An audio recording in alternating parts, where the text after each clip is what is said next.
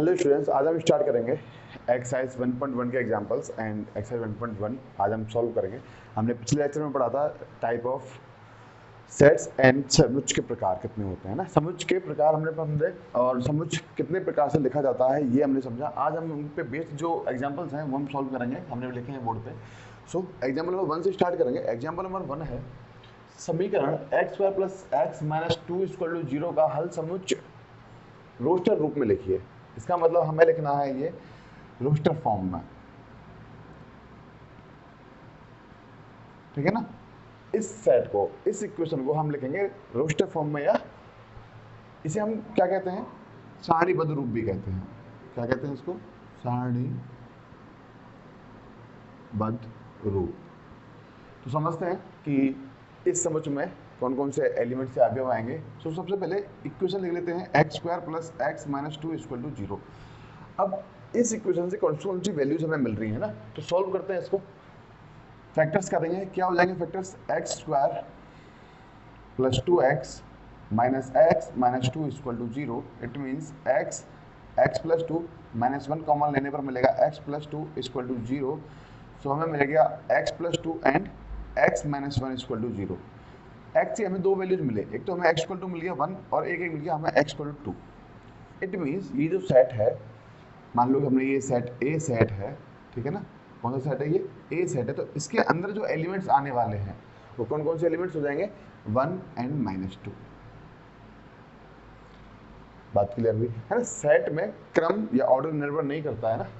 तो आप इस सेट को ऐसे भी लिख सकते हो, A आप या लिख लो, या A = -2, 1 है ना। एलिमेंट्स मैटर नहीं करता, आप पहले लिख रहे हो बाद में लिख रहे हो, आपको बस एलिमेंट्स लिखने हैं।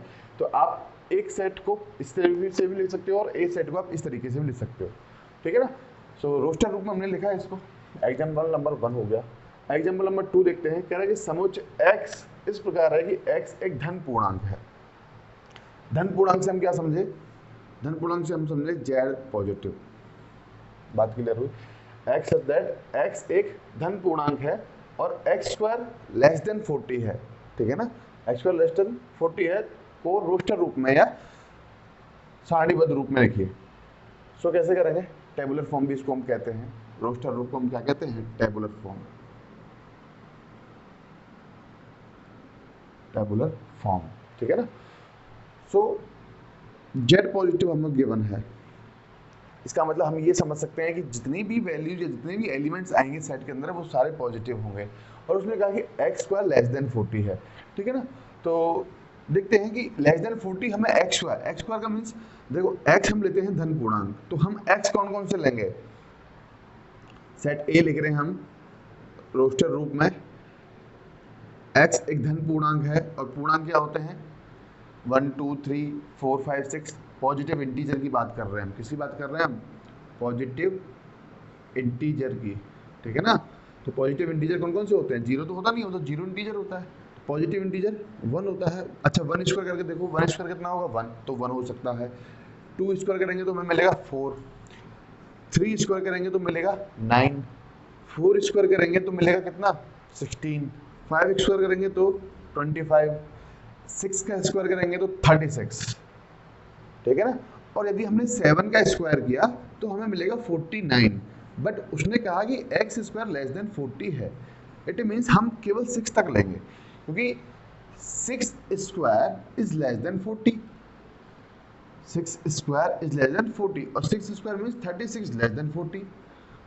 But in this case 7 square अगर हम बोले लेस देन 40 तो हमें मिलेगा 49 लेस देन 40। बट ये तो रॉन्ग है, ठीक है ना। सो इस वजह से हमारे जो एलिमेंट्स आएंगे वो आएंगे 1 2 3 4 5 एंड 6। बात क्लियर हुई, ठीक है ना। तो इस तरीके से हमें एग्जांपल्स, इस तरीके से हमें किसी भी सेट को रोस्टर रूप में या टेबुलर फॉर्म में लिखना है। तो थोड़ा सा ध्यान रखना है हमें। कह रहा है कि समुच्चय A = 1 4 9 16 25 को समुच्चय निर्माण रूप में लिखिए।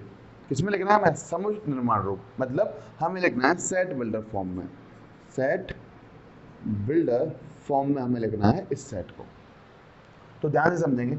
हमें मिला क्या? 1 मिला, 4 मिला, 9 मिला, 16 मिला, 25 मिल रहा और ये चलता जा रहा है, चलता जा रहा है, चलता जा रहा है, ठीक है ना। तो हमने मान लो एलिमेंट लिया एक x इक्वल टू 1 लिया, हमने x इक्वल टू 1 लिया, ठीक है ना। अब हम इसका स्क्वायर कर रहे हैं, 1 स्क्वायर कर रहे हैं, कितना मिलेगा हमें 1 मिलेगा। हमने x इक्वल टू 2 लिया, हम 2 स्क्वायर कर रहे हैं, कितना मिलेगा 4 मिलेगा। हम x इक्वल टू 3 ले रहे हैं, हमने 3 का स्क्वायर किया, कितना मिलेगा 9 मिलेगा। इसका मतलब स्क्वायर करता जा रहा हूँ और मुझे एलिमेंट्स मिलते जा रहे हैं, स्क्वायर हम करते जा रहे हैं और एलिमेंट्स मिलते जा रहे हैं।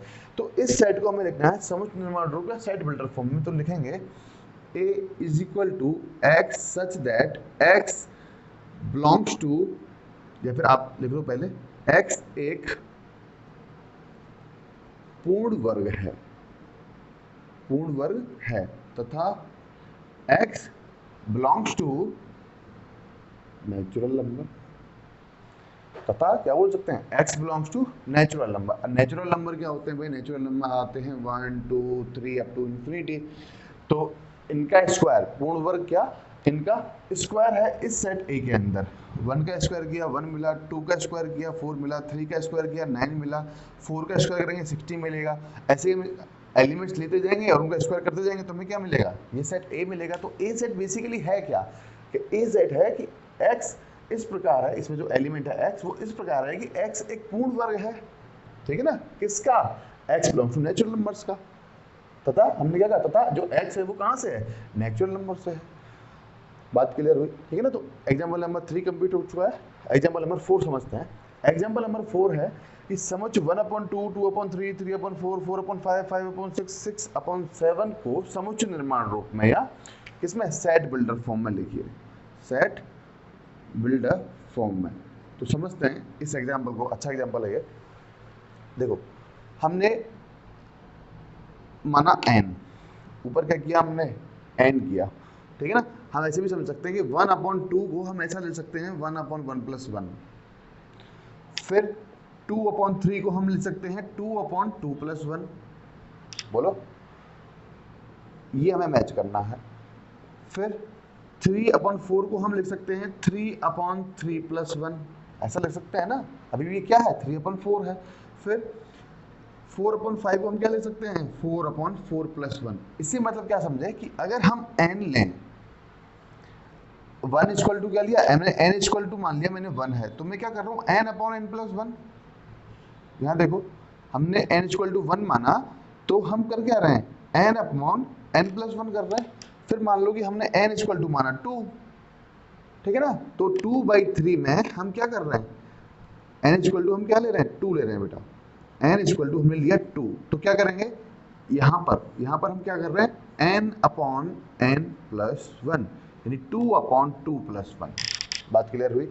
सो इस सेट को हमें लिखना है सेट बिल्डअप फॉर्म में, है ना, समुच्चय निर्माण रूप में। तो इतना हमने समझा। तो इसका हम लिख रहे हैं सेट बिल्डर फॉर्म कि A, लेट सेट A मान लेते हैं इसको। x इस प्रकार है कि x belongs to natural number.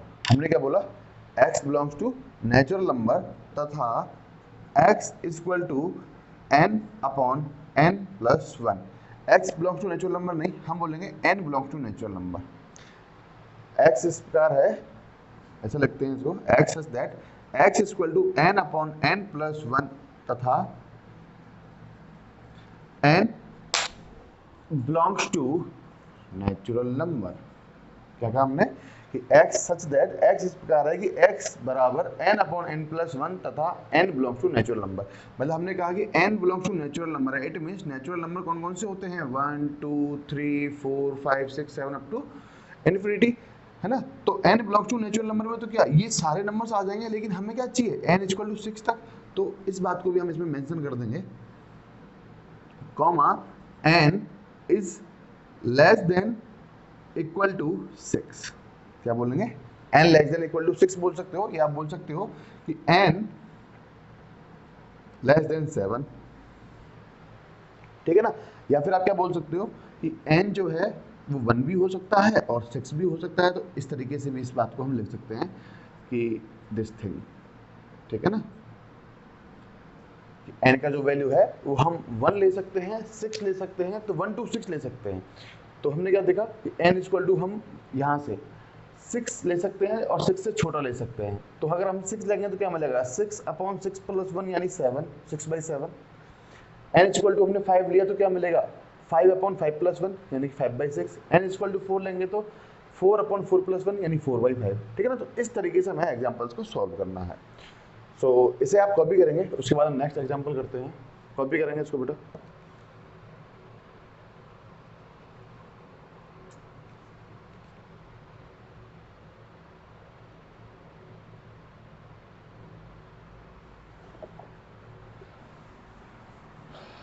Love कर रहे हैं इसको।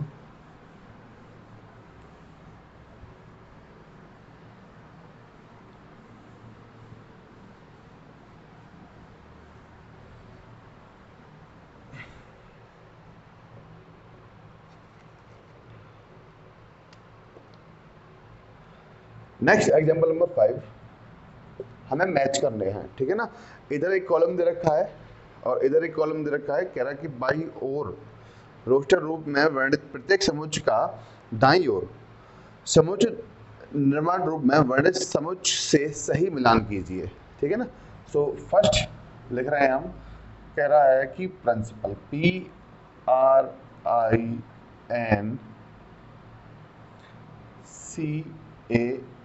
ठीक है ना, इस तरीके से। सेकंड कर्ली ब्रेसेस में 0 है। Third 1 2 3 6 9 and 18। फोर्थ उसने कहा 3 - 3। ठीक है ना। इधर वाले कॉलम में तो हमें ये गिवन है और इधर वाले कॉलम में गिवन है हमें x सच दैट x एक धन पूर्णांक है, x एक धन पूर्णांक है तथा 18 का भाजक है। क्या बोला, 18 का भाजक है। ठीक है ना। b x such that x एक पूर्णांक है, x एक पूर्णांक है और x² - 9 = 0। ठीक है ना। c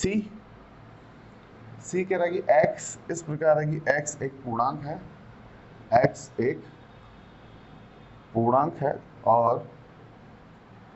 x + 1 = 1 है। ठीक है ना। ऐसा उसने हमसे कहा। d x such that x शब्द प्रिंसिपल का एक अक्षर है, का एक अक्षर है। तो एक बार हम कैमरे में चेक करेंगे कि प्रॉपर तरीके से आ रहा है नहीं आ रहा है ना। ऊपर वाला देखो मिस हो रहा है इसमें। अब ठीक। सो एग्जांपल नंबर 5 कह रहा है कि बाएं से दाएं जो सही आंसर हो उसको आप मैच करना है आपको। ठीक है ना।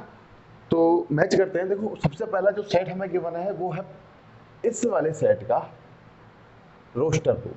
ठीक है ना। यहाँ तो हमसे कहा कि x इस प्रकार है, x अब प्रिंसिपल का एक अक्षर है। अब प्रिंसिपल में कौन कौन से लेटर्स आते हैं वो हम देख रहे हैं। P आ रहा है, I आएगा, R आएगा, N आएगा, C आएगा। अच्छा I एक बार आ गया ना, I जो है वो एक बार आ चुका है तो I को हम दोबारा नहीं लेंगे। एक बार यहाँ आ चुका है I तो एलिमेंट्स रिपीट नहीं करना। अवयव जो है उनकी पुनरावृत्ति नहीं होगी। अगर एक बार हमने लिख दिया तो दोबारा हम उसको नहीं लिखेंगे। तो I एक बार आ गया इसमें। ठीक है ना। उसके बाद P भी एक बार आ चुका है, A लिख देंगे और L लिख देंगे। तो ये वाला जो सेट है वो मैच हो जाएगा इस वाले से। बात क्लियर हो रही है। ठीक है ना। सो नेक्स्ट है 0। अब इनमें से 0 हमें कहाँ मिलेगा, आप सेट C को देखो। सेट C हमें मिल रहा है x + 1 = 1। क्या मिला हमें, x + 1 = 1। तो इसे हम लिख देंगे x = 1 - 1 = 0। अब ये जो कर्ली ब्रेसेस में 0 है वो शून्य सदिश नहीं है, सॉरी शून्य सदिश नहीं, शून्य या फिर इसे हम क्या कहते हैं, रिक्त समुच्चय। ये रिक्त समुच्चय नहीं है। ठीक है ना। ऐसा नहीं कि x = 0 मतलब उसमें एक भी एलिमेंट नहीं है, उसमें 0 एक एलिमेंट है। तो ये रिक्त समुच्चय नहीं है। ये क्या है, ये एकल समुच्चय है। ठीक है ना। तो ये जो शून्य है वो मैच हो जाएगा सी से। इस तरीके से हमें मैच करने हैं। नेक्स्ट है 1 2 3 6 9 18, ठीक है ना। और यहाँ देखो ये कह रहा है कि x इस प्रकार है कि x एक धन पूर्णांक है, सारे क्या हैं पूर्णांक हैं, इंटीजर्स हैं, तथा 18 का भाजक है। अब इसमें जितने भी एलिमेंट्स हैं उन एलिमेंट से आप 18 को डिवाइड कर सकते हो। मतलब 18 में आप यहां से किसी भी नंबर से आप डिवाइड कर सकते हो, ठीक है ना। आप 1 से डिवाइड कर सकते हो 18 को, 2 से कर सकते हैं, 3 से, 6 से, 9 से, 18 से। सो ये जो सेट है वो मैच होगा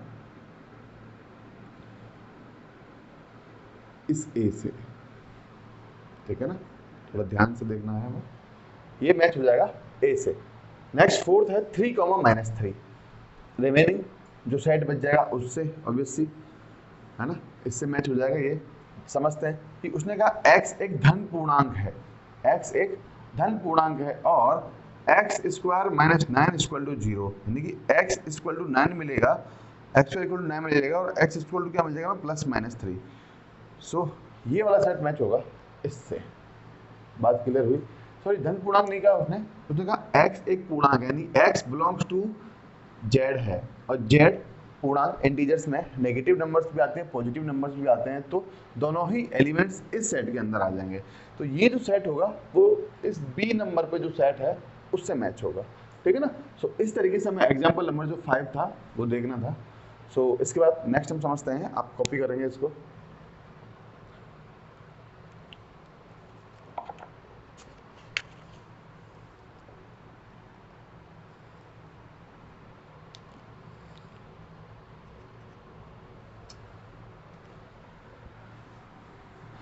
नेक्स्ट इसमें एग्जाम्पल तो है नहीं, अब सीधे एक्सरसाइज 1.1 उसके हम क्वेश्चन देखते हैं किस तरीके से हमें सॉल्व करना है, ठीक है ना।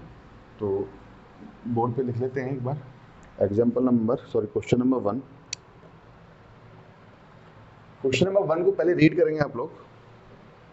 क्वेश्चन नंबर 1 कहता है कि निम्नलिखित में से समुच्चय हैं, ठीक है ना, निम्नलिखित में कौन से समुच्चय हैं, अपने उत्तर का औचित्य बताइए, है ना, कि वो अगर समुच्चय हैं तो क्यों हैं। तो फर्स्ट जो है, फर्स्ट का फर्स्ट उसने कहा कि जे अक्षर से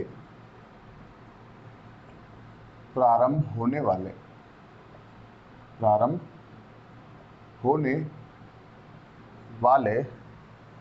वर्ष के सभी महीनों का संग्रह, सभी महीनों का संग्रह, ठीक है ना। तो ये सेट पहले हमें लिखना है कि जे अक्षर से जितने भी महीने हैं उन सभी का संग्रह। तो कौन कौन से ऐसे महीने हैं जो जे से स्टार्ट होते हैं। तो हमने माना कि ये सेट एक ए सेट है जिसके अंदर जे से स्टार्ट होने वाले जून आ जाएगा, जुलाई आ जाएगा, जनवरी आ जाएगा, ठीक है ना, और जून जुलाई जनवरी, और है कोई जो जे से स्टार्ट होने वाला है, मुझे लगता नहीं और है कोई, है ना। तो ये 3 हमारे पास ऐसे मंथ हैं जो जे से स्टार्ट होते हैं, है ना। फिर से देखेंगे, जनवरी, फरवरी, मार्च, अप्रैल, मई, जून, जुलाई, अगस्त, सितंबर, अक्टूबर, नवंबर, दिसंबर। तो ये सी 3 सेट जो हैं वो इस सेट ए के अंदर आएंगे जो जे से स्टार्ट होते हैं। अब एक बात बताओ कि क्या सभी यही आंसर देने वाले हैं कि बस ये तीनों जो सेट, तीनों जो एलिमेंट्स हैं या तीनों जो महीने हैं वही जे से स्टार्ट होते हैं, ऐसा कोई और भी आंसर है या ऐसा कोई और भी महीना है जो जे से स्टार्ट होता है। नो। तो इसका मतलब ये जो फर्स्ट है ये एक सेट है, फर्स्ट वाला जो स्टेटमेंट है हम क्या बोलेंगे, यस ये समुच्चय है, समुच्चय है, ठीक है ना। तो इस तरीके से हमें आंसर को जस्टिफाई करना है कि कौन कौन से समुच्चय हैं, कौन कौन से नहीं है। सो बात करें अगर सेकंड की, तो सेकंड एक बार देखते हैं कि क्या है। सेकंड क्या, भारत के 10 सबसे अधिक प्रभावशाली लेखों का संग्रह। भारत के 10 सबसे प्रभावशाली लेखकों का संग्रह, लेखकों का संग्रह। ठीक है ना, एक बार थोड़ा सा हम उतार लेते हैं तो ताकि हम उसके बाद जल्दी जल्दी कर सकें। थर्ड कह रहा है कि विश्व के सर्वश्रेष्ठ, विश्व के सर्वश्रेष्ठ 11 बल्लेबाजों का संग्रह, 11 बल्लेबाजों का संग्रह। फोर्थ, आपकी कक्षा के सभी बालकों का संग्रह,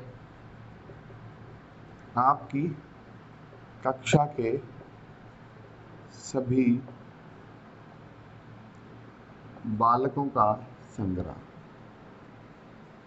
ठीक है ना। फिफ्थ, 100 से कम सभी प्राकृतिक संख्याओं का, सभी प्राकृतिक संख्याओं का संग्रह।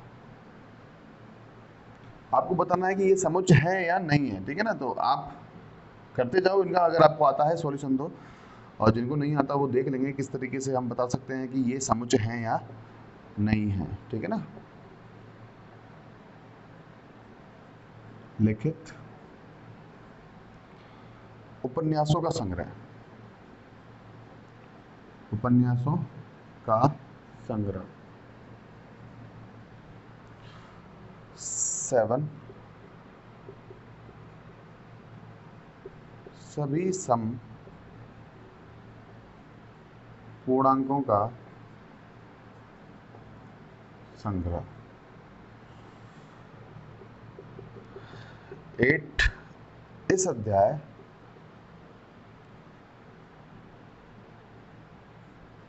में आने वाले प्रश्नों का संग्रह, प्रश्नों का संग्रह। एंड 9th, विश्व के सबसे अधिक खतरनाक जानवरों का संग्रह, जानवरों का संग्रह। तो इतने हमने लिखे। अब इनके हम आंसर्स बताते हैं कि कौन समुच्चय है और कौन नहीं है। ठीक है ना। तो कह रहा है कि भारत के 10 सबसे प्रभावशाली लेखकों का संग्रह। अब देखो सबसे प्रभावशाली लेखक कौन कौन से हैं भाई। मेरे हिसाब से लेखक कुछ और हो सकते हैं जो मुझे प्रभावशाली लगते हैं, आपके हिसाब से लेखक कोई और हो सकते हैं जो आपको प्रभावशाली लगते हैं। तो भारत के 10 सबसे प्रभावशाली लेखकों का संग्रह वो पर्सन टू पर्सन अलग अलग डिफर करेगा। ठीक है ना, पर्सन टू पर्सन वो चेंज होता रहेगा। मुझे कोई और लेखक पसंद है, मुझे उसके ही उपन्यास अच्छे लगते हैं, या फिर आपको किसी और के उपन्यास अच्छे लगते हैं। तो ऐसा कोई जरूरी नहीं है कि 10 सबसे प्रभावशाली अगर लेखकों की बात करें तो उनमें हमें सबका आंसर सेम मिले। ठीक है ना।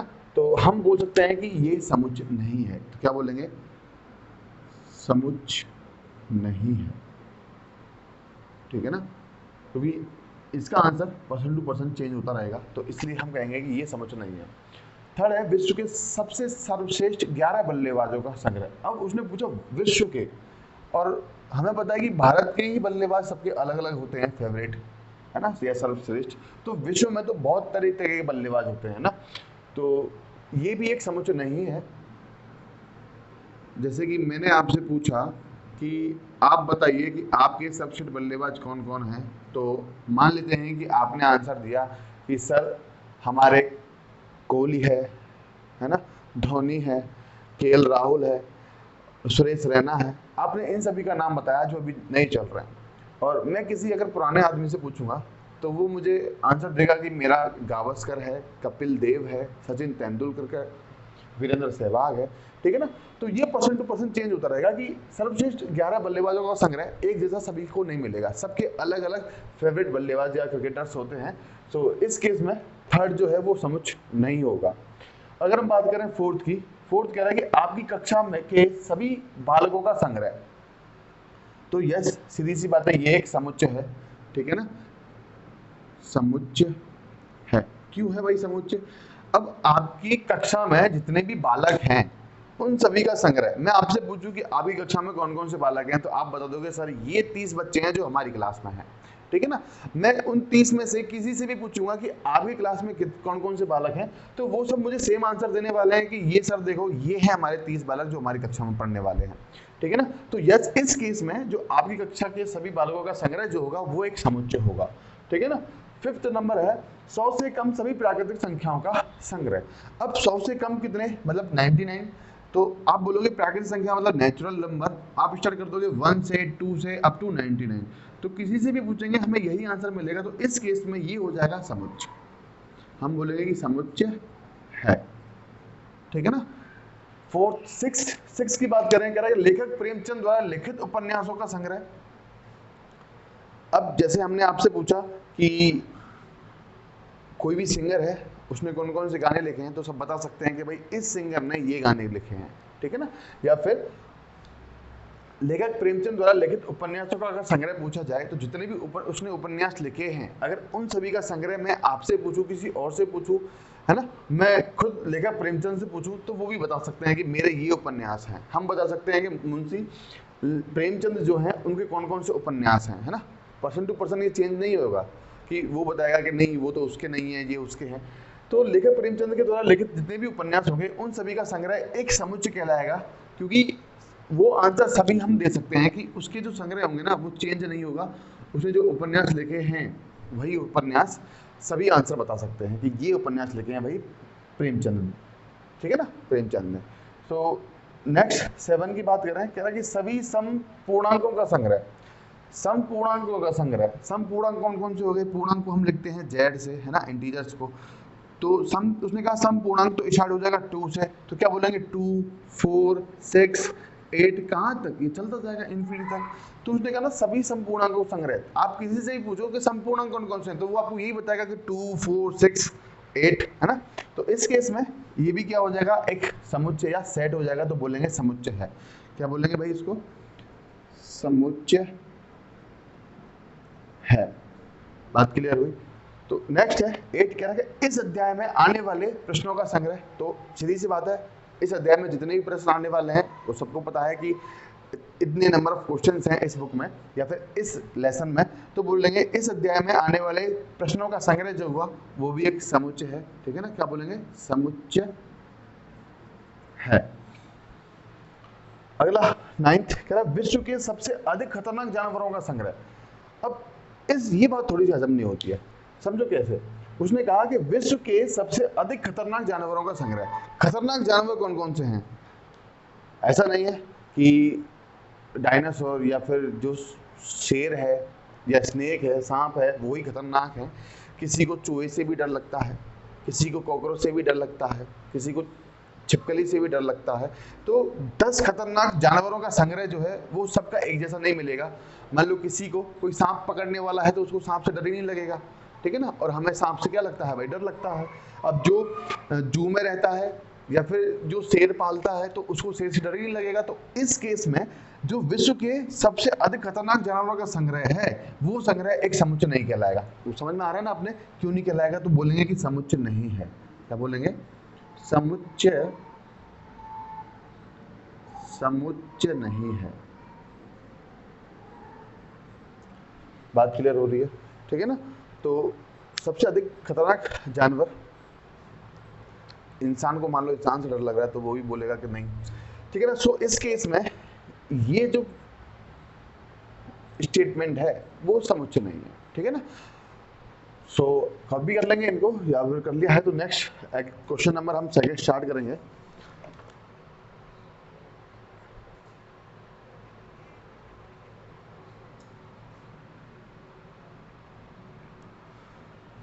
क्वेश्चन नंबर सेकंड रीड करेंगे एक बार। कह रहा है कि मान लीजिए सेट ए हमें गिवन है 1 to 6 रिक्त स्थानों में उपयुक्त प्रतीक, ये मैंने आपको समझाया था, एप्सिलॉन है इसका नाम। उसने कह रहा है कि प्रतीक सदस्य है या सदस्य नहीं है, सदस्य है अथवा सदस्य नहीं है, ये हमें फिल करना है, भरना है। सो सबसे पहले सेट लिख लेते हैं क्वेश्चन नंबर 2 में कि सेट ए हमें गिवन है 1, 2, 3, 4, 5, 6 और हमें अप्लाई करना है, हमें अप्लाई क्या करना है भाई, हमें अप्लाई करना है बिलोंग्स टू और डज नॉट बिलोंग्स टू, यानी सदस्य है और सदस्य नहीं है। इसका मीनिंग होता है सदस्य है यानी बिलोंग्स टू, और इसका मीनिंग होता है सदस्य नहीं है, सदस्य नहीं है या फिर डज नॉट बिलोंग्स टू, ऐसा, ठीक है ना। सो देखते हैं, फर्स्ट हम पहले लिख लेते हैं, उसके बाद सॉल्व करेंगे। अगर आपको आता है तो सॉल्व करते जाइए आप। सेकंड 8 ए, थर्ड 0 ए, फोर्थ 4 ए, फिफ्थ 2, स्पेस दे रहे हैं हमें ना, ये फिलिंग द ब्लैंक्स आपको भरने हैं, ये 6 10 ए। सो देखते हैं कि किसका क्या आंसर होने वाला है। फर्स्ट उसने कहा 5 स्पेस ए, ठीक है ना, मतलब क्या 5 सदस्य है ए का या सदस्य नहीं है, तो हम बोलेंगे सदस्य है, तो हम यहाँ क्या फिल करेंगे, बिलोंग्स टू, कि भाई 5 जो है वो सदस्य है ए का। बात समझ में आई। 8 सदस्य नहीं है ए का, सदस्य नहीं है ए का। 0 सदस्य नहीं है ए का। 4 सदस्य है ए का, तो बोलेंगे बिलोंग्स टू, या ए 4 सदस्य है ए का। 2 है सेट ए के अंदर, तो बोलेंगे कि 2 जो है वो सदस्य है ए का। 10 क्या 10 सेट ए के अंदर है, नो, तो बोलेंगे सदस्य नहीं है ए का, ठीक है ना। तो इस तरीके से हमें फिल करने थे। तो चलते हैं क्वेश्चन नंबर 3 की ओर, समझते हैं क्वेश्चन नंबर 3। क्वेश्चन नंबर 3 एक बार रीड करेंगे। क्वेश्चन नंबर 3 कह रहा है कि निम्नलिखित समुच्चय को रोस्टर रूप में लिखिए। रोस्टर के टेबुलर फॉर्म में हमें इन्हें लिखना है, ठीक है ना। सो अगर आपको आते हैं तो करते जाइए, हम यहाँ सॉल्व तो कर ही रहे, आप मैच करते रहना कि क्या है क्या नहीं है। क्वेश्चन नंबर 3 हमने बोला कि निम्नलिखित समुच्चय को रोस्टर रूप में लिखिए, ठीक है ना। तो समुच्चय हम लिख रहे हैं, फर्स्ट है ए, x इस प्रकार है कि x एक पूर्णांक है, x एक पूर्णांक है और x -3 से बड़ा है और 7 से छोटा है, ठीक है ना। तो इस सेट को किस रूप में लिखना है भाई, रोस्टर रूप में लिखना है या टेबुलर फॉर्म में लिखना है। तो लिखते हैं इसको, सेट ए, कौन कौन से एलिमेंट आएंगे, पूर्णांक हैं। पूर्णांक का मतलब क्या हो गया, पूर्णांक का मतलब हो गया जेड, एक पूर्णांक है मतलब नेगेटिव भी हो सकता है पॉजिटिव भी हो सकता है, और जो x है वो -3 से बड़ा है 7 से छोटा है। तो -3 से बड़ा है लेकिन -3 नहीं है, यहाँ पर -3 से x जो है वो -3 से बड़ा है। अगर इक्वल का साइन होता तो मैं बोलता कि -3 भी हो सकता है x, लेकिन इस केस में x -3 से बड़ा है, -3 नहीं है, तो क्या हो जाएगा, -3 से बड़ा क्या होता है, -2, -2 के बाद आता है -1, फिर 0, 1, 2, अप टू कहाँ तक, 7 तक, हाँ 7 तक नहीं बेटा, 6 तक, क्योंकि जो x है वो 7 से क्या है, छोटा है। तो ये एलिमेंट्स आ जाएंगे इस फर्स्ट वाले सेट के अंदर, है ना। रोस्टर रूप में हमने इसको लिखा। सेकंड कह रहा है कि b is equal to, second जो है वो कह रहा है b is equal to x इस प्रकार है, x संख्या 6 से कम एक प्राकृत संख्या है, एक प्राकृत संख्या है। किससे कम है, 6 से कम है। अब 6 से कम जो भी प्राकृत संख्या है उनको लिख देंगे हम सेट बी के अंदर, हमें लिखना है रोस्टर या टेबुलर फॉर्म में। तो 6 से कम x संख्या 6 से कम प्राकृत संख्या है। प्राकृत संख्या कहाँ से स्टार्ट होती है, 1 से, तो लिखेंगे 1 2 3 4 5। 6 से कम तो कहाँ रुकेंगे, 5 पे रुक जाएंगे भाई। तो बी के अंदर ये एलिमेंट्स आ जाएंगे, ठीक है ना। नेक्स्ट सी पढ़ेंगे। सी कह रहा है कि सी इज इक्वल टू एक्स इस प्रकार है, x 2 अंकों की ऐसी प्राकृत संख्या है जिसके अंकों का योगफल, बहुत अच्छा क्वेश्चन है, जिसके अंकों का योगफल, अंकों का योगफल 8 है। मतलब कहा उसने कि x जो है वो 2 अंकों की प्राकृत संख्या है जिसके अंकों का योगफल है। अब 2 अंकों की प्राकृत संख्या कहां से स्टार्ट होती है, पहले तो हम ये समझते हैं। प्राकृत संख्या 2 अंकों की, जैसे 11 एक भी प्राकृत संख्या है और ये वाला एक भी प्राकृत संख्या है, तो 2 अंकों की ये एक प्राकृत संख्या होगी 11। लेकिन इसका अगर हम योग करें तो 1 + 1 कितना हो जाएगा 2, लेकिन हमें कितना चाहिए 8 चाहिए। अगर 8 चाहिए तो सी के अंदर कौन कौन से एलिमेंट्स आ जाएंगे। सबसे पहला एलिमेंट 17 1 भी प्राकृत संख्या है और 7 भी प्राकृत संख्या है, तो ये एक 2 अंकों की प्राकृत संख्या हो गई। क्या इनका योगफल कितना है 8 है, तो 17 एक एलिमेंट हो जाएगा या एक अवयव हो जाएगा सी समुच्चय का। बात क्लियर हुई। 17 के बाद आप बढ़ाते जाओ, 1 को करेंगे 2, 6 को करेंगे 6, सॉरी 7 को करेंगे 6, तो 26 भी एक 2 अंकों की प्राकृत संख्या है और इनका योगफल भी कितना होगा 6 + 2 कितना होगा 8 होगा। ठीक है ना। नेक्स्ट 2 को करेंगे 3, 6 को कर देंगे 5, है ना। इसको बढ़ा रहे हैं आगे वाले को, पीछे को कम कर रहे हैं, है ना। तो कितना हो जाएगा 35 भी 2 अंकों की प्राकृत संख्या है और इनका योगफल भी कितना है 5 + 3 = 8। नेक्स्ट 3 को करेंगे 4, 5 को करेंगे 4, तो 44 कितना 44, इनका योगफल भी कितना होगा 8 होगा। 4 को 5 कर दो, इसे 3 कर दो 53, ये भी इनका योगफल भी कितना होगा 8 होगा। नेक्स्ट आ जाएगा 62, इनका योगफल भी कितना होगा 8 होगा। उसके बाद आ जाएगा 71, ठीक है ना, इसका योगफल भी कितना होगा 8 होगा।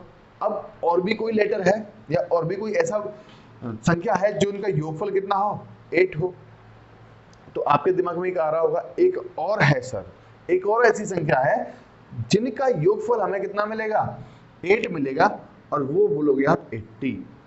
क्या बोलेंगे 80 बोलेंगे। लेकिन ध्यान से अगर हम देखें तो 8 तो प्राकृत संख्या है, लेकिन 0 जो है वो प्राकृत संख्या नहीं है। तो इस केस में उसने कहा 2 अंकों की प्राकृत संख्या, तो क्या 80 में 8 प्राकृत संख्या है? हाँ है। क्या 0 प्राकृत संख्या है? नो। 0 तो पूर्ण संख्या से स्टार्ट हुई थी, तो प्राकृत संख्या के अंदर तो ये आती नहीं। तो 80 जो है वो एलिमेंट, वो अवयव इस समुच्चय सी के अंदर नहीं आएगा। इस बात का हम थोड़ा सा ध्यान रखेंगे, ठीक है ना। नेक्स्ट 4th क्वेश्चन की तरफ चलते हैं।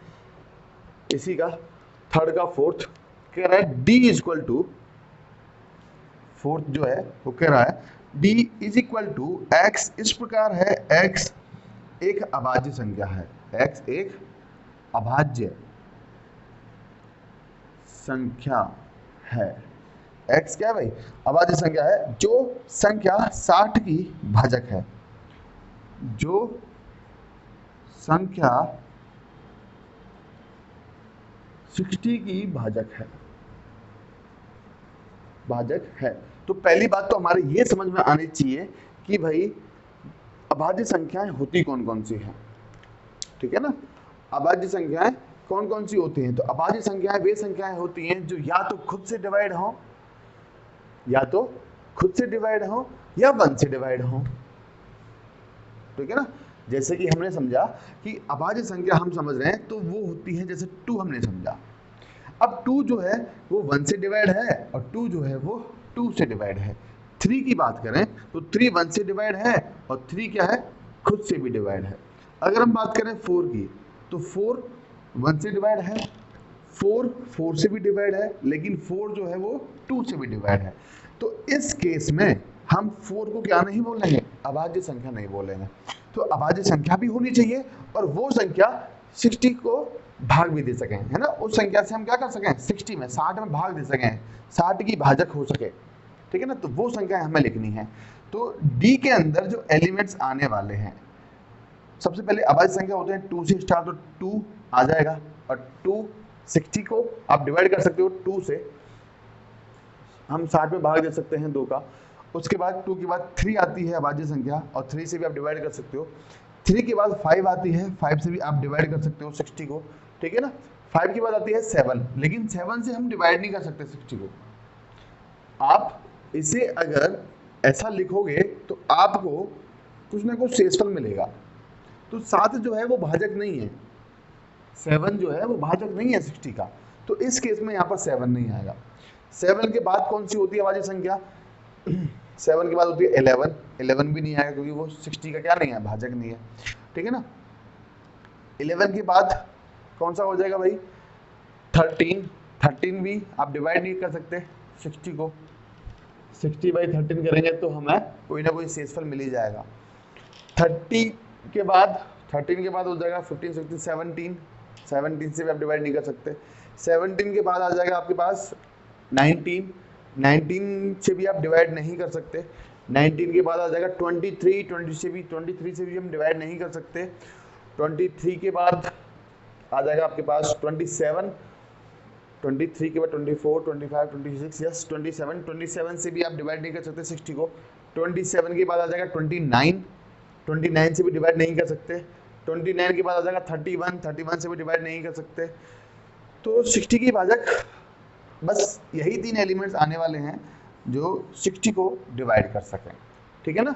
तो इस तरीके से हमने इसको समझा, बात क्लियर हुई, ठीक है ना। तो इतना कॉपी करेंगे आप लोग, उसके बाद हम नेक्स्ट चलते हैं, कॉपी करते रहो इसको। 3 के बाद है नेक्स्ट फोर्थ हम देख रहे हैं।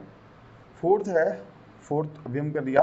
5 देख रहे हैं, 5 ई इज इक्वल टू, ई हमें सेट गिवन है और उसने कहा कि ट्रिग्नोमेट्री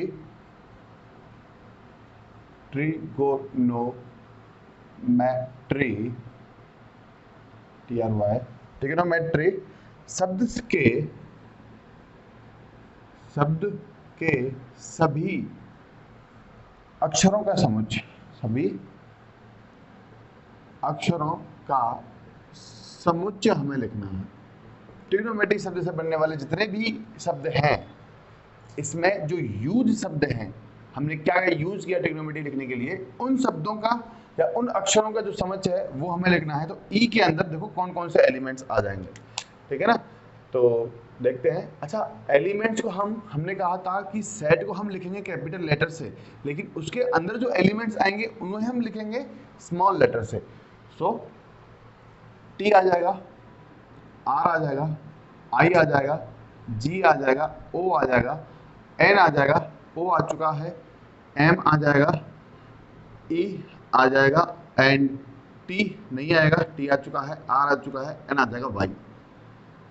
तो ये एलिमेंट्स आ जाएंगे सेट ई के अंदर, ठीक है ना। ट्रिग्नोमेट्री शब्द के सभी अक्षरों का समुच्चय क्या होगा भाई? ये होगा। बात क्लियर हुई। सो नेक्स्ट चलते हैं 6, लास्ट है ये क्वेश्चन नंबर 3 का 6। कहता कि F is equal to butter, क्या कहा उसने? बटर शब्द के सभी अक्षरों का समुच्चय, सभी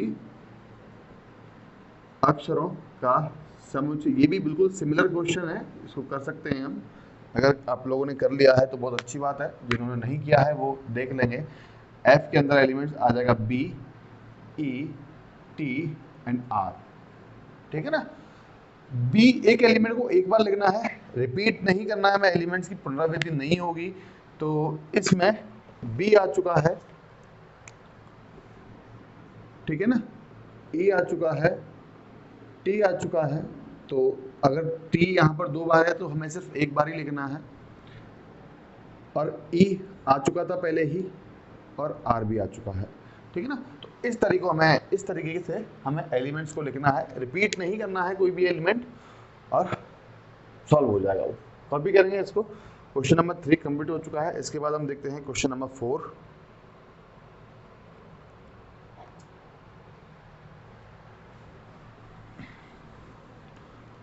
क्वेश्चन नंबर 4 रीड करेंगे सभी। क्वेश्चन नंबर 4 है, निम्नलिखित समुच्चय को समुच्चय निर्माण रूप में व्यक्त कीजिए। हमें सेट बिल्डर फॉर्म में लिखना है इसको, है ना। किसमें लिखिए? समुच्चय निर्माण रूप में। सो क्वेश्चन नंबर 4 का फर्स्ट है 3 कॉमा है ना, इधर ऐसा छोटा ओपन ब्रैकेट दे रखा है, छोटा कोष्ठक दे रखा है, वो छोटा कोष्ठक नहीं है, करली ब्रेसेस ही आएंगे क्योंकि सेट है। तो 3, 6, 9, 12 इसे हमें समुच्चय निर्माण रूप में लिखना है। तो बोलो किस तरीके से? कई तरीके हैं समुच्चय निर्माण रूप में लिखने के भी, आप किसी भी तरीके से जो आपको आता हो अच्छी तरह से उससे आप लिख सकते हो। उसने कहा 3, 6, 9, 12। तो देखो अगर मैं यहाँ पर समझूं तो 3 × 1 = 3 मिलेगा, 3 × 2 = क्या मिल जाएगा मेरे को? 6 मिल जाएगा, सेकेंड एलिमेंट। 3 × क्या 3 9 मिलेगा, एंड 3 × 4 = 12 मिलेगा। अब ये जो आगे वाला 3 है वो तो कांस्टेंट चल रहा है ना, उसको हमने चेंज नहीं किया। चेंज कौन से हो रहे हैं? पीछे वाले। तो ध्यान से समझेंगे क्या लिख रहे हैं हम इसको। अगर हम हमने सेट ए माना तो क्या बोलेंगे कि x इस प्रकार है कि x बराबर 3n है। अब n का वैल्यू क्या होगा? 3 तो कांस्टेंट है, ये जो आगे वाला 3 है वो तो हमने ऐसे ही रखा, लेकिन इस वाले को हमने माना कि ये n है और इसकी वैल्यूज हमने पुट करते गए। कहां तक पुट की हमने? हम क्या बोलेंगे कि x बिलोंग्स टू है natural number. x belongs to क्या है? Natural number. मतलब n का वैल्यू जो है वो नेचुरल नंबर वाले सेट से मुझे लेना है जो 1 से स्टार्ट होता है और कहां तक जाता है भाई? अनंत तक जाता है। मतलब n का वैल्यू जो है वो मुझे इस नेचुरल नंबर या प्राकृतिक संख्या वाले समुच्चय से लेना है। कहां तक लेना है सर? तो क्या बोलेंगे कि and n less than equal to 4। मतलब n का वैल्यू जो है वो 4 हो सकता है, 4 के इक्वल हो सकता है, और 4 से कितना हो सकता है? छोटा। और कितना छोटा हो सकता है? 1 तक हो सकता है। क्या 1 से छोटा हो सकता है? नहीं। क्यों नहीं हो सकता? क्योंकि हमने कहा कि n belongs to natural number. जो n है वो प्राकृतिक संख्याओं के समुच्चय से निर्भर करता है, या वहां से वो वैल्यू लेगा, या n जो है वो प्राकृतिक संख्याओं के समुच्चय का एक सदस्य है। कहां तक है वो सदस्य? 4 तक है भैया। 4 तक ही हम एलिमेंट ले सकते हैं। n का वैल्यू मतलब हम ले सकते हैं 1, 2, 3 एंड 4। तो इस तरीके से हमें सेट को लिखना है। बात क्लियर हुई? सेकंड की बात करते हैं। सेकंड उसने कहा 2, 4, 8, 16, 32। सेकंड क्या कहा उसने? 2, 4, 8, 16 एंड 32 सेट बिल्डर फॉर्म में लिखिए, समुच्चय निर्माण रूप में लिखिए। क्या दिखाई दे रहा है आपको? देखो ध्यान से, 2, 4, 8, 16, 32। इसका मतलब 2 का पावर मैंने 1 किया, 2 मिलेगा। आप जब नंबर ऑफ क्वेश्चन ज्यादा करोगे या फिर आप बार बार प्रैक्टिस करोगे तो आपको आने लगेगा किस तरीके से हम इस सेट को समुच्चय निर्माण रूप में लिख रहे हैं। अभी तो हो सकता है कि आपको ये थोड़ा टफ लग रहा हो, लेकिन जब आप नंबर ऑफ क्वेश्चंस अधिक करोगे या फिर खुद से लगाना चालू कर दोगे धीरे धीरे धीरे धीरे समझते हुए, तो आपको ये सब इजी लगने लगेगा। हमने कहा 2 का पावर 1 = 2। अब आप देखो कि 2 का पावर 2 क्या मिलेगा भाई? 4 मिलेगा। 2 का पावर 3 क्या मिलेगा आपको? 8 मिलेगा। 2 का पावर 4 क्या मिलेगा आपको? 16 मिलेगा। 2 का पावर 5 क्या मिल जाएगा आपको? 32 मिल जाएगा। बस इतना हमें लिखना है सेट बिल्डर फॉर्म में, समुच्चय निर्माण रूप में। तो हमने माना इसको सेट बी, तो क्या बोलेंगे? x such that x belongs to, या फिर क्या बोलेंगे? x इज इक्वल टू, अब यहां देखो क्या हो रहा है, 2 कांस्टेंट है ना भैया। क्या है? 2 कांस्टेंट है, वैल्यू चेंज हो रही है ऊपर वाली, पावर्स चेंज हो रहे हैं हमारे। कभी 1 हुआ, कभी 2 हुआ, फिर 3 हुआ, 4 हुआ, 5 हुआ। तो क्या बोलेंगे? x इज इक्वल टू 2 तो कांस्टेंट है। जैसे हमने बोला 3 तो कांस्टेंट, तो लिखा 3। अब पीछे वाली वैल्यू चेंज हो रही थी तो उसको हमने n बोला। अब यहाँ पर जो पावर्स है वो चेंज हो रहे हैं, तो पावर में क्या बोलेंगे हम? n बोलेंगे कि x इज इक्वल टू 2 का power n। And n belongs to, कहां से? नेचुरल नंबर से, है ना? या फिर कॉमा लगा के आप लिख दो x इज इक्वल टू 2 का power n, comma n belongs to natural number and, या फिर आप बोलो तथा, है ना? आप यहाँ तथा भी लिख सकते हैं। थोड़ा सा क्या है, इंग्लिश की हैबिट है तो मैं ज़्यादातर कभी कभी मैं कोशिश करता हूँ फिर भी हिंदी में करने की। तो n बिलोंग्स टू, या फिर n सदस्य है प्राकृतिक संख्याओं का, तथा क्या बोलेंगे कि n जो है वो less than equal to 5। n क्या है? लेस देन इक्वल टू 5 है। मतलब 1 से लेकर 5 हो सकता है। 5 के इक्वल है n, लेकिन 5 से अधिक नहीं हो सकता, 5 से छोटा हो सकता है। कितना? 1 तक, क्योंकि n जो है वो प्राकृतिक संख्याओं का सदस्य है। आप इस वाली बात को कई तरीके से ले सकते हैं। जैसे मैंने बोला कि n less than equal to 5, ठीक है ना? आप बोल सकते हो कि n का वैल्यू 1 और इसके बीच में होगा, ऐसा भी आप बोल सकते हो। या बोल सकते हो n लेस देन 6। इसका मीनिंग भी क्या है, अगर n belongs to natural number है तो n लेस देन 6 का मीनिंग क्या है, आप बोलोगे 1 2 3 4 एंड 5 इस तरीके से, ठीक है ना। सो सेकंड हमने देखा समुच्चय निर्माण रूप। अब चलते हैं थर्ड की ओर। सो इसे थोड़ा सा क्लियर कर देते हैं यहाँ से, ताकि आपको लिखने में कॉपी करने में कोई प्रॉब्लम ना है। ठीक है, ये हम रफ कर रहे हैं। अगर आपको इम्पोर्टेंट लगता है ये, तो क्वेश्चन के साइड में आप लिख सकते हो इस वाली बात को भी, जैसे हमने इसको लिखा है तो इसे भी आप लिख सकते हैं। तो चलते हैं नेक्स्ट थर्ड की ओर। थर्ड है 525, है ना। क्या कहा उसने, 5, 25, 125, 6 to 5। अब अगेन ये भी आपको दिखाई दे रहा होगा, जैसे कि हमने ये वाला क्वेश्चन किया, बिल्कुल सिमिलर क्वेश्चन है। इसमें आपको मिलेगा 5 का पावर 1 इक्वल टू 5, 5 का पावर 2 इक्वल टू 25, 5 का पावर 3 इक्वल टू 125 एंड 5 का पावर 4 इक्वल टू 625। ये आपको मिला। तो 5 तो कांस्टेंट है, लेकिन ऊपर वाला नंबर जो हो वो चेंज हो रहा है। तो सेम यही कॉपी करना है यहाँ पे, लेकिन क्या चेंजेस आएंगे वो हम समझ रहे हैं कि c equal to x such that x equal to 5 का पावर n हो जाएगा। इस समय पे ये क्या हो जाएगा भाई, 5 का पावर n, और बोलेंगे n belongs to natural number तथा n का वैल्यू कहां से कहां तक हो सकता है, n लेस देन 5। n जो है वो 5 से छोटा होगा। कितना छोटा होगा, 1 to 4, इतना छोटा होगा कि 1 तक हो सकता है। 1 हो सकता है, 2 हो सकता है, 3 हो सकता है, 4 हो सकता है, लेकिन 5 नहीं हो सकता। 5 से तो छोटा लेना है n का वैल्यू, ठीक है ना। तो इस तरीके से हमने इस थर्ड वाले को सॉल्व किया। सो कॉपी कर लेंगे इनको, मैं रफ करके फिर हम करते हैं फोर्थ और फिफ्थ, ठीक है ना। सो मिटा देते हैं इसको, फोर्थ से देखेंगे फोर्थ क्या कह रहा है।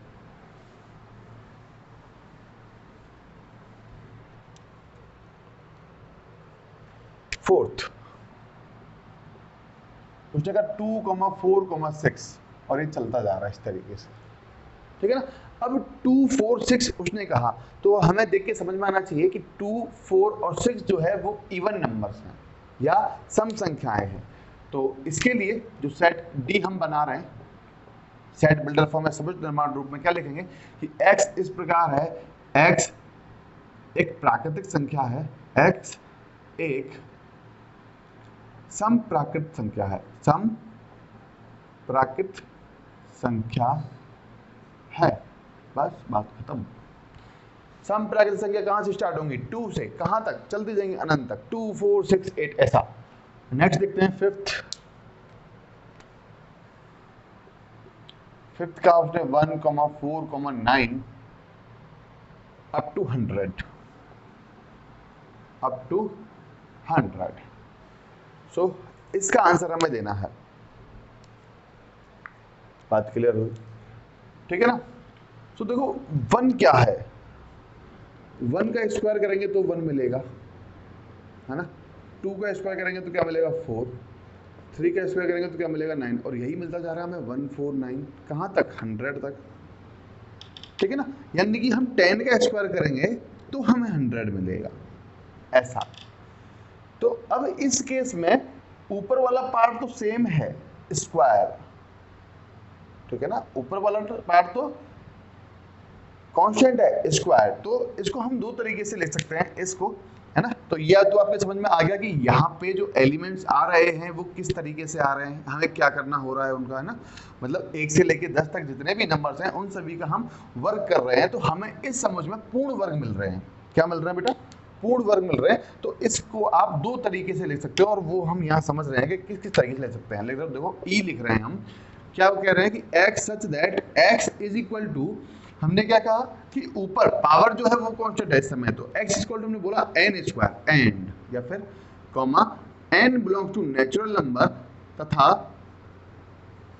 n less than 11। n क्या ले सकते हो आप, लेस देन 11, यानी कि n का वैल्यू आप ले सकते हो 10 तक, और कितना छोटा लेना है 11 से 1 तक, क्योंकि उसने कहा कि n बिलोंग टू क्या है, प्राकृतिक संख्या है, या फिर n जो है वो प्राकृतिक संख्याओं का सदस्य है। तो n का वैल्यू क्या आ जाएगा, 1 आ जाएगा, 2 आ जाएगा, 3 आ जाएगा, 4 आ जाएगा, 5, 6, 7, 8, 9, 10 तक आ जाएगा, और 1 स्क्वायर मिलेगा आपको 1, x का वैल्यू, x ही तो है यहाँ पर एलिमेंट। 1 2 का स्क्वायर करोगे तो x क्या मिलेगा 4 मिलेगा, 3 का स्क्वायर करोगे तो x क्या मिलेगा 9 मिलेगा, 4 का स्क्वायर करोगे तो x क्या मिलेगा 16 मिल जाएगा। तो इस तरीके से लिख सकते हैं, या फिर हम ऐसा भी इसको लिख सकते हैं, x इस प्रकार है, x 10 से छोटी या फिर x 11 से छोटी, x 11 से छोटी प्राकृत संख्याओं का पूर्ण वर्ग है।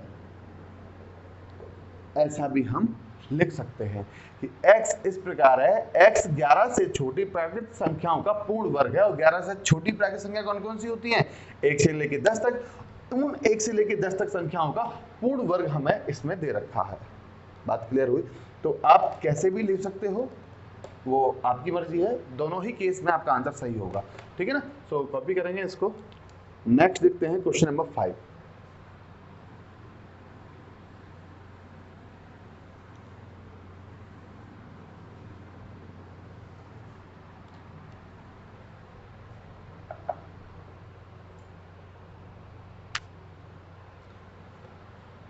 क्वेश्चन नंबर 5 एक बार आप लोग रीड करोगे, हमें इनको रोस्टर फॉर्म में लिखना होगा।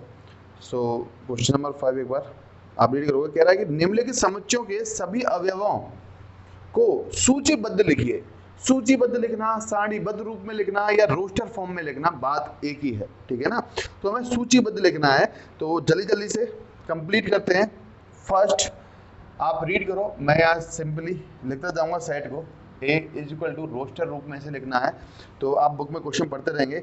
उसने कहा कि x इस प्रकार है, x एक विषम प्राकृत संख्या है। अब विषम प्राकृत संख्या होती है 1 से स्टार्ट, 1 3 5 7 अप टू इन्फिनिटी।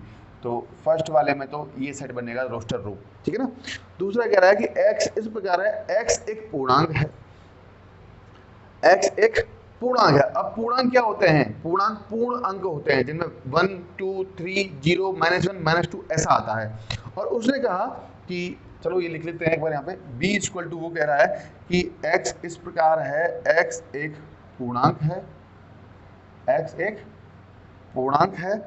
और उसने कहा कि -1/2 greater than x less than 9/2, और जो x है वो इस अंतराल के मध्य में है। अब 1/2 -1/2 का मीनिंग क्या हो गया भाई, मतलब -0.5, इससे तो बड़ा है x, और 9/2 का मतलब 4.9 से क्या है, छोटा है।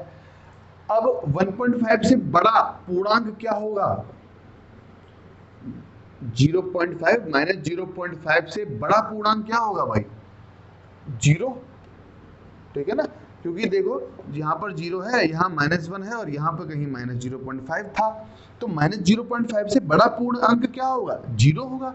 0 के बाद क्या मिलेगा, 1 मिलेगा, फिर क्या मिलेगा, 2 मिलेगा। तो कौन कौन से एलिमेंट्स आ जाएंगे, 0 1 2 3 और 4 आ जाएगा। क्यों? क्योंकि उसने कहा कि 4.9 से क्या है, छोटा है, वो 4.9 से छोटा है, तो आगे 5 आएगा नहीं। जब 4.9 से छोटा है तो 5 आएगा ही नहीं।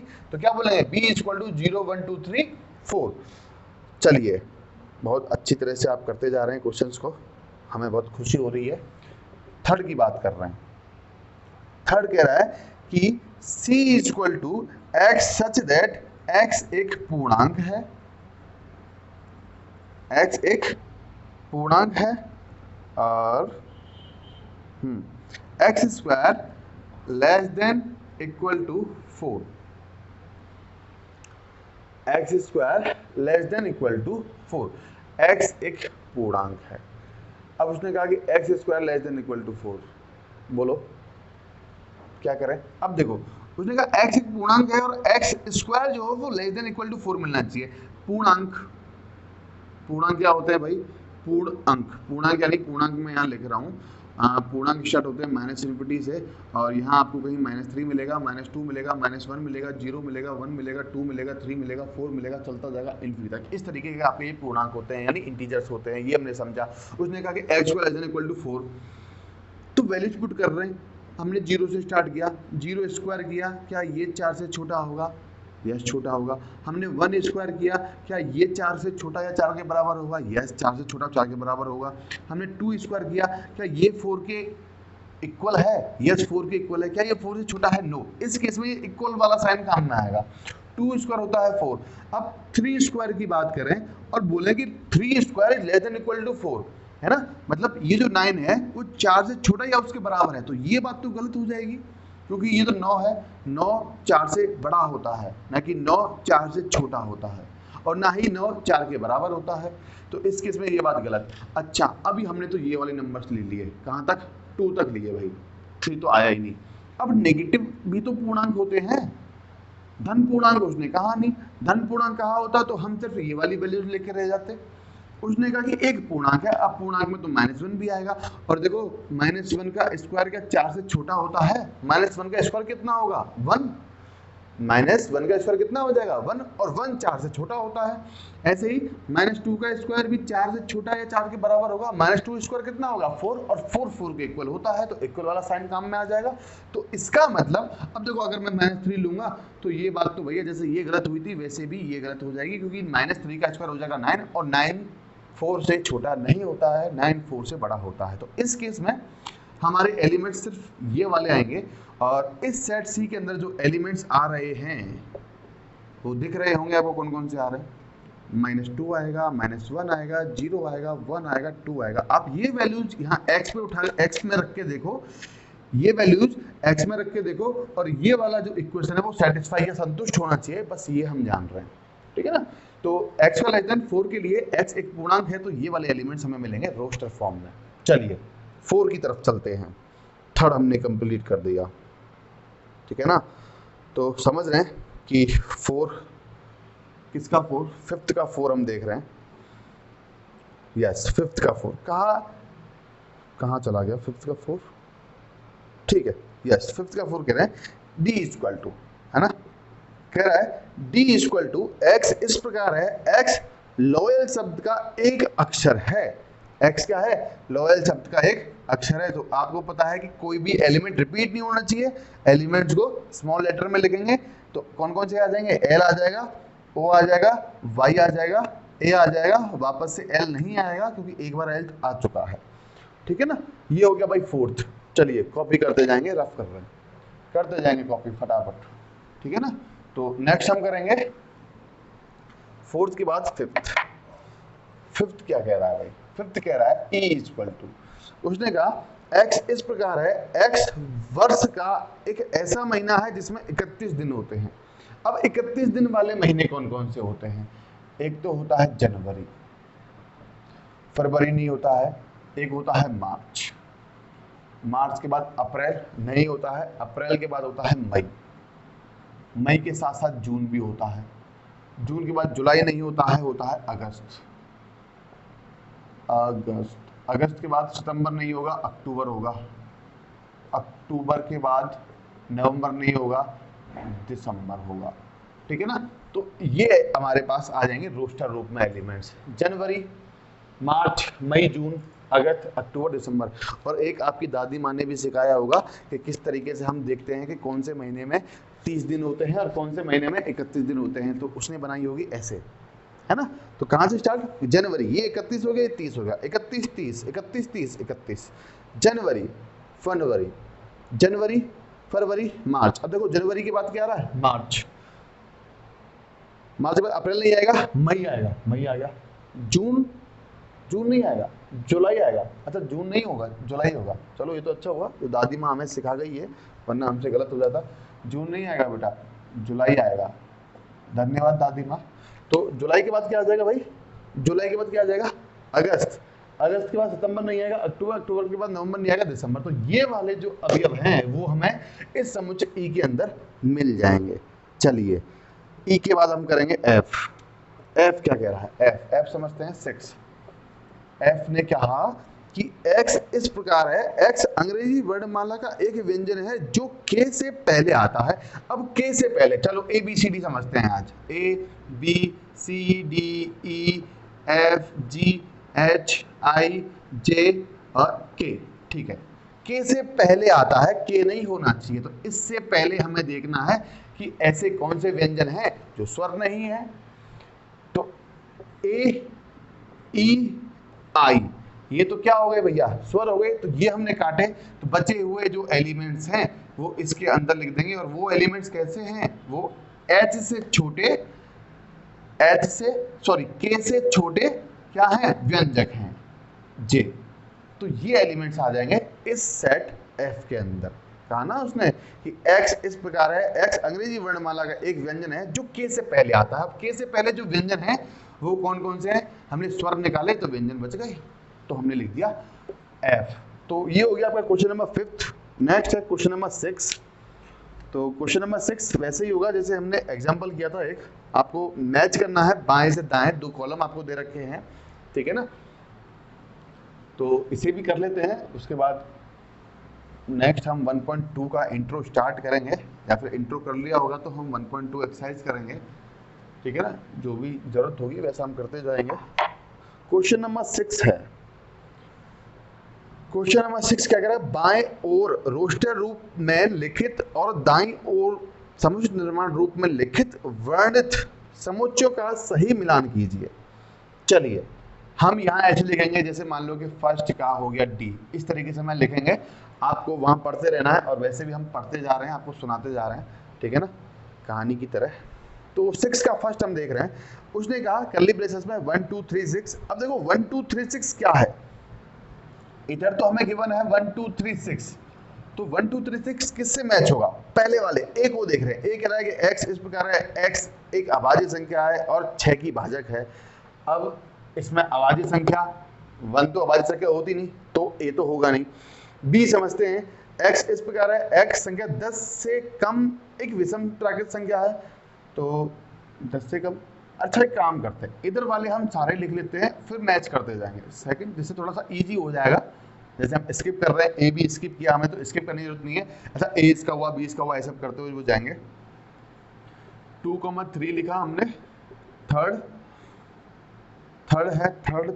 मैथमेटिक्स का, ये तो बहुत ही सिंपल है देखने से, क्या कहते सवाल दे देते हैं ये भी। तो अच्छा इसमें एक बात और, बहुत आने वाले एक्सरसाइज में बहुत अच्छे अच्छे इसमें क्वेश्चन हमें मिलेंगे, ठीक है ना। वैसे स्मॉल लेटर्स में होना चाहिए था ये, पर उसकी मर्जी है, कैसे भी ले सकता है वो। 1 3 5 7 9 हमें अपनी मर्जी से ही काम करना है, मतलब हमें ये स्मॉल लेटर्स में ही लिखने हैं। अगर मैथमेटिक्स शब्द के अक्षरों का अगर हमें समूह लिखना हो रोस्टर रूप में, तो उसे हम स्मॉल लेटर्स में ही लिखेंगे, ऐसे कैपिटल में नहीं लिखना है हमें, ठीक है ना। तो अब ये बुक वाले की मर्जी है, वो कुछ भी लिख सकता है, लेकिन हमने जो समझा, हमने जो पढ़ा, उसी के हिसाब से हम काम करेंगे। चलिए समझते हैं कि ए कह रहा है कि h इस प्रकार है, x एक अभाज्य संख्या है और 6 की भाजक है। 6 की भाजक अभाज्य संख्या, ये आ गया भैया ए, है ना। कलर चेंज करते हैं ताकि थोड़ा सा क्लियर दिखे, आज ही लेकर आए हैं नया मार्कर, तो इसमें आ जाएगा ए। चलिए बी, x इस प्रकार है, x संख्या 10 से कम एक विषम संख्या है, 10 से कम विषम संख्या, यस, ये आ जाएगा बी, ठीक है ना। ये थोड़ा सा इजी है करना है इसको।